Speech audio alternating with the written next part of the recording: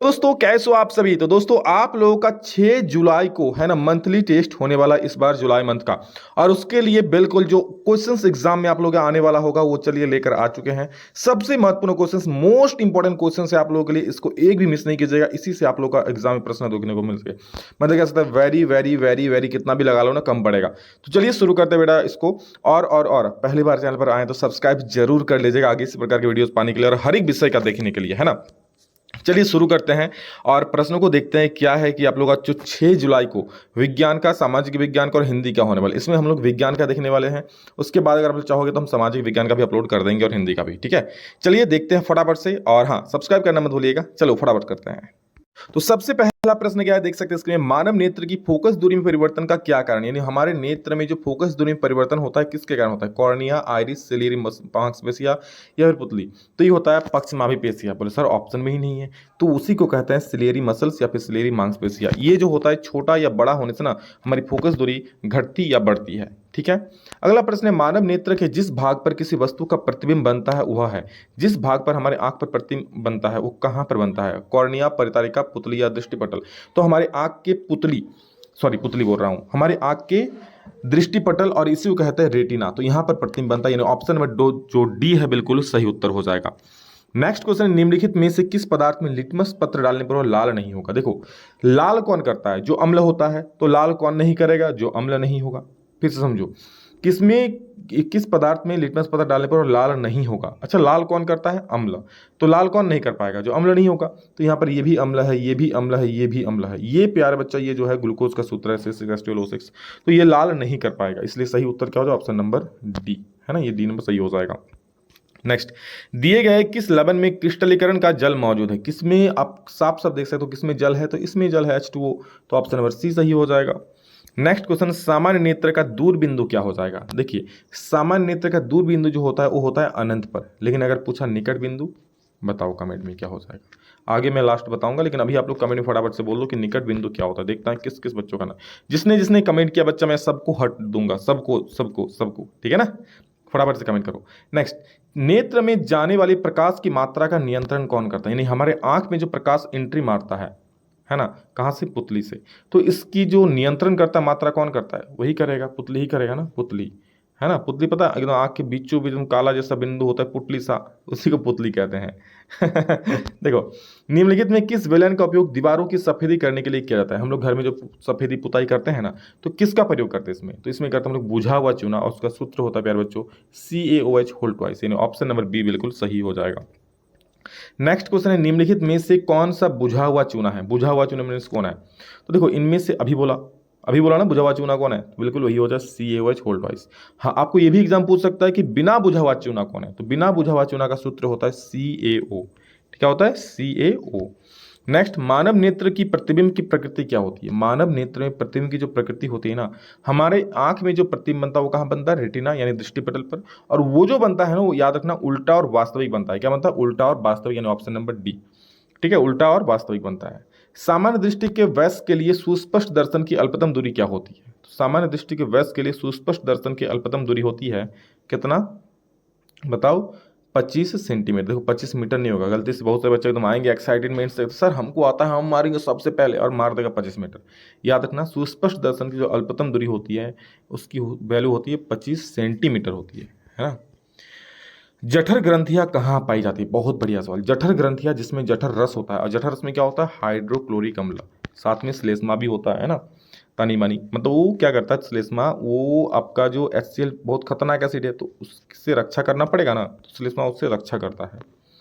तो जठर ग्रंथि कहाँ पाई जाती है, ये आमाशय में पाई जाती है, अपना ऑप्शन नंबर डी सही हो जाएगा।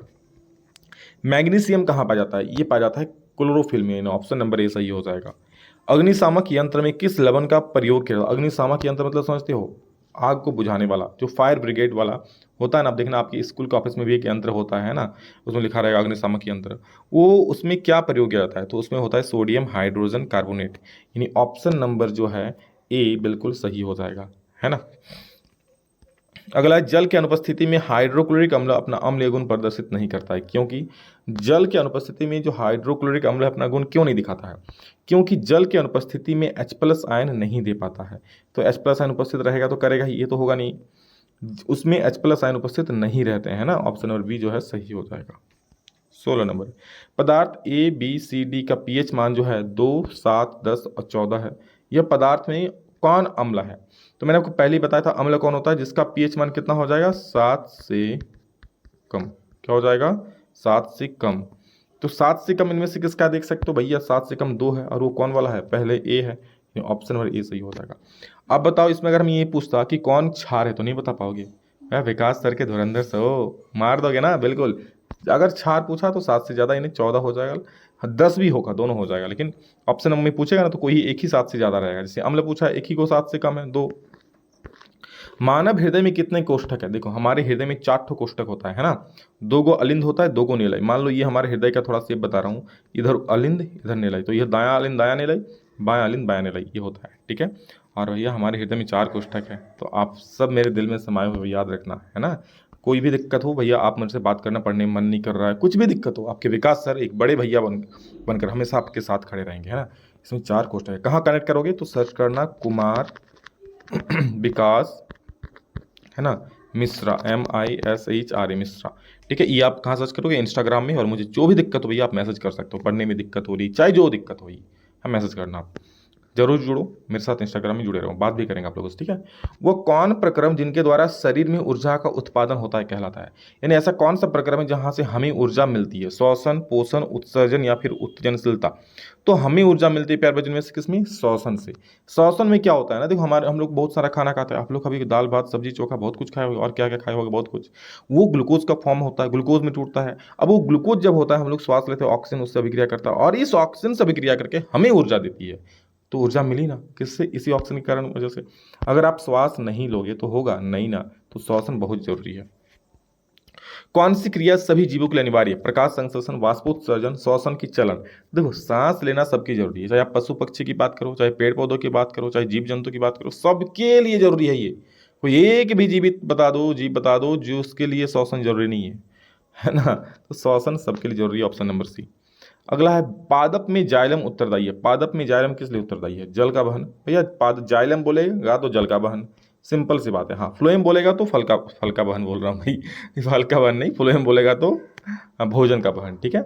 वृक्क के संरचनात्मक एवं क्रियात्मक इकाई को क्या कहते हैं? जो वृक्क की सबसे छोटी इकाई होती है ना, होती है नेफ्रॉन, और इसे कहते हैं बेटा वृक्काणु। क्या कहते हैं? वृक्काणु। नेत्र के द्वारा किसी वस्तु का कैसा प्रतिबिंब बनता है? तो याद रखना, नेत्र के द्वारा किसी वस्तु का हमेशा और हमेशा, है ना, क्या बनता है भाई, क्या बनता है? वास्तविक और उल्टा बनता है। निम्नलिखित में कौन सा प्राकृतिक सूचक है? तो प्राकृतिक रूप से हमें लिटमस मिलता है। अच्छा लिटमस कौन से पौधे से प्राप्त होता है सर? तो ये लीचेन नामक पौधे से प्राप्त होता है ना। डेट मत भूलना, 6 जुलाई को आपका परीक्षा होने वाला है, इसी प्रकार के प्रश्न आएंगे। 2D क्षमता वाले, एक आपको होमवर्क देने वाला भी, तैयार रहो, है ना। बस देखते हैं कौन कौन कमेंट करता है। 2D क्षमता वाले लेंस का फोकसांतर होता है। तो क्षमता यानी पावर दे दिया कितना, 2D यानी 2 डायप्टर। फोकस दूरी निकालना है, 1/p करेंगे, और 1/p करेंगे तो भाई 1/2 होगा, क्योंकि p का वैल्यू 2 है। इसको भाग दोगे ना बेटा तो 0.2 आ जाएगा। क्या है, 0.5। ये आ गया आपका फोकस दूरी इतना मीटर में, लेकिन इसको आपको सेंटीमीटर में बदलना होगा।